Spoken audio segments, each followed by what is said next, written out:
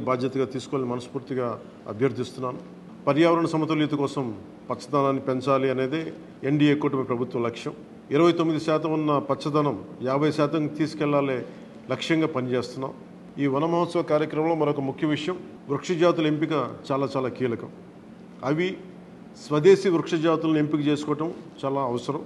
స్థానిక వృక్ష జాతులు నాటడం ద్వారా జీవ వైవిధ్యాన్ని, నేల ఆరోగ్యాన్ని మరియు పర్యావరణం మరియు మానవ ఆరోగ్యాన్ని కాపాడిన వాళ్ళు అవుతాం. అందుకే దేశవాళీ చెట్లు పెంచడం చాలా అవసరం.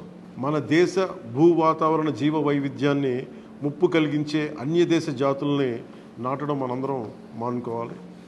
చూడటానికి మొక్క ఆకర్షణీయంగా ఉంది, మొక్క నాటితే ఏపుగా పెరిగిపోతుంది, నిర్వహణ ఖర్చులు అని చెప్పి ఎవెన్యూ ప్లాంటేషన్ పేరు మీద గత దశాబ్ద కాలంలో అన్య దేశ వృక్ష జాతులైన కోనాకార్పస్, ఏడాకుల పాల, మడగాస్కర్ ఆల్మండ్, ఆస్ట్రేలియా తుమ్మ లాంటి వృక్ష జాతుల్ని విరివిగా నాటేశాం. వీటి మూలంగా పర్యావరణానికి ప్రయోజనం కంటే కూడా ఆరోగ్యం మీద, భూగర్భ జల సంపద మీద చాలా తీవ్ర ప్రభావం చూపుతూ ఉంది. అందరూ ఆ ప్రాంత జీవ వైవిధ్యాన్ని పెంపొందించే స్వదేశీ జాతులను మాత్రమే నాటాలి అనేది ఏ దేశపు వృక్ష శాస్త్రజ్ఞుల్ని అడిగినా చెప్పే మాట ఇది.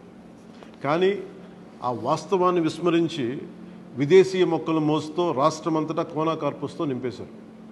కోనాకార్పస్ అసలు మొదట పరిచయం చేసిన అరబ్ దేశాలే దాన్ని నిషేధించినాయి. ఎందుకంటే దాని దుష్ప్రభావాలను గుర్తించిన వెంటనే నిషేధించారు, తీసేశారు. మన దేశంలో తెలంగాణ, గుజరాత్, కర్ణాటక, అస్సాం ప్రభుత్వాలు కూడా వీటిని నిషేధించినాయి. ఈ కోనాకార్పస్ లాంటి విదేశీ వృక్ష జాతుల మూలంగా జరిగే అనర్థాలు చాలా ఉన్నాయి. అవి ముఖ్యంగా మన భూగర్భ జల సంపదను హరించి వేస్తాయి, శ్వాస సంబంధ ఆరోగ్య సమస్యలకి కారణమవుతున్నాయి. కోనాకార్పస్ ఎలాంటి వృక్ష జాతి అంటే పశువులు తినవు, పక్షులు గూడు పెట్టవు, కనీసం పక్షులు కూడా వాలవు. చెట్టుని చేమని ఆధారంగా చేసుకుని బతికే క్రిమికీటకాలు కూడా ఈ చెట్లు జోలికి రావు. పక్షులే దూరంగా ఉండే ఈ మొక్కల్ని మనం మోజులో పడి ఎందుకు వేయాలి అనేది కీలకమైన ప్రశ్న.